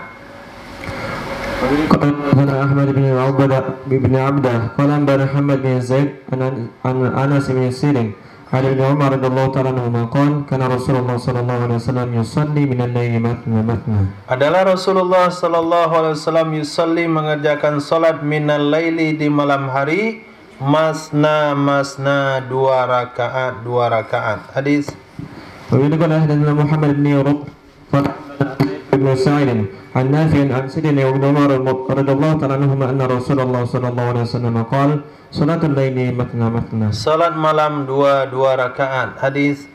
وبه قال حدثنا سهل بن أبي سهل قال حدثنا سفيان عن الزهري عن سالم عن أبيه وعن عبد الله بن دينار عن ابن عمر رضي الله تعالى عنهما وعن ابن أبي لبيد عن أبي سلمة عن ابن عمر رضي الله تعالى عنهما وعن عمرو بن دينار عن طاووس عن ابن عمر رضي الله تعالى عنهما قال سئل النبي صلى الله عليه وسلم عن صلاة الليل فقال يصلي مثنى مثنى. Ditanya Nabi sallallahu alaihi wasallam tentang salat malam, faqala, maka Nabi sallallahu alaihi wasallam bersabda, yusalli atau yusalla? Yusalli, mengerjakan salat ya Nabi, masna dua rakaat. Fa idza khafa subha, maka apabila khawatir ya Nabi akan tibanya waktu subuh, au tarawih wahidatin, Nabi melakukan salat witir dengan satu rakaat. Hadis. وبه قال حدثنا سفيان بن وكيع قال حدثنا عتم بن عدي عن الأعمش عن حبيب بن أبي ثابت عن سعيد بن جبير عن سيد عبد الله بن عباس رضي الله تعالى عنهما قال كان النبي صلى الله عليه وسلم يصلي بالليل ركعتين. Diriwayatkan dari Sayyidina Abdullah bin Abbas radhiyallahu taala anhuma, beliau mengatakan adalah Rasul sallallahu alaihi wasallam yusalli, mengerjakan salat bil laili, di malam hari, rakaataini dua rakaat. Babu ma jaa fi salatil laili wan nahar masna. Hadis yang diriwayatkan tentang salat malam dan juga salat siang dikerjakan dua rakaat. Nah, وبه قال حدثنا علي بن محمد قال حدثنا واكع وقال حدثنا محمد بن بشر وابو بكر بن خلد قال حدثنا محمد بن جعفر قال حدثنا شعبة عن يعلى بن عطاء أنه سمع عليا الأزدي يحدث أنه سمع سيدنا عبد الله بن عمر رضي الله تعالى عنهما يحدث عن النبي صلى الله عليه وسلم أنه قال صلاة الليل والنهار مثنى. Diriwayatkan dari Sayyidina Rasul sallallahu alaihi wasallam, sesungguhnya beliau bersabda, salatul laili wan nahar, salat malam dan siang, artinya salat sunat dikerjakan di siang hari dan di malam hari dikerjakan dua rakaat. Hadis. وبه قال حدثنا عبد الله بن محمد بن رمح قال أنبأنا ابن وهب عن إياد بن عبد الله عن مخرمة بن سليمان بن مولى بن عباس عن سيدة أم هانئ بنت أبي طالب رضي الله تعالى عنها أن رسول الله صلى الله عليه وسلم يوم الفتح صلى سبحة الضحى 8 ركعات ثم سلم من كل ركعتين. Diriwayatkan sesungguhnya Rasulullah sallallahu alaihi wasallam Yaumal Fathi, pada hari penaklukan kota Makkah, salat ya Nabi sallallahu alaihi wasallam subhatad duha, salat sunat duha. Itu subhah yang kita temukan redaksinya pada malam Jumat, atau hadis yang sahih pagi. Subhah, salat sunat duha, samaniyata rakaat, 8 rakaat, wasallama min kulli rakaatain, dan Nabi membaca salam, artinya salam dari setiap 2 rakaat. Hadis. حدثنا حارم بن إسحاق الحمداني قال حدثنا محمد بن فضيل عن أبي سفيان الساعدي عن أبي نضرة عن أبي سعيد الخدري رضي الله تعالى عنه عن النبي صلى الله عليه وسلم أنه قال في كل ركعتين تسليمة. Pada setiap 2 rakaat sekali salam. Hadis. ومن قال حدثنا أبو بكر بن أبي شيبة قال حدثنا شبابة ابن سوار قال حدثنا شعبة قال حدثني عبد ربه ابن سعيد عن أنس بن أبي أنس عن عبد الله بن نافع ابن أمياء عن عبد الله بن الحارث عن المطلب يعني ابن أبي وداعة قال رسول الله صلى الله عليه وسلم صلاة الليل مثنى. Qala Rasulullah sallallahu alaihi wasallam, hadis daripada Muttalib yaitu Ibni Rabi'ah, salatul laili masna, salat di malam hari itu 2 rakaat. Wa tashahhadu fi kulli rakaatain, dan membaca tasahud pada setiap 2 rakaat. Taba'asu wa tamaskanu wa tuknau wa tukniu. Tashahadu, tashahada, tashahada, tashahadu. Tasyahadu, tafa'alu.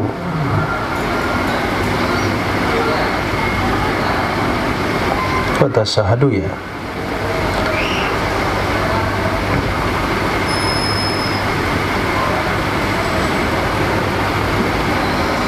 Tasyahadu, tasahud baru isim. Tasyahadu ay tatasahadu. Kalau mau tasyahadu, tatasahadu. Kamu membaca tasawuf pada setiap 2 rakaat. Ya betul. Tasyahadu itu dari fi'il mudhari yang dibuang tanya satu. Artinya tatasahadu fi kulli rakaatain. Kamu baca tasawuf pada setiap rakaat. Wa tataba'asu. Itu tetap sama itu. Tataba'asu. Kamu menunjukkan rendah diri. Menunjukkan rendah diri dan kemiskinan. Wa tatamaskanu. Dan kamu menunjukkan rendah diri karena kemiskinan, kehinaan dan kemiskinan. Wa tukni'u. Dan kamu ikna, mengangkat tangan dalam doa. Artinya setelah solat.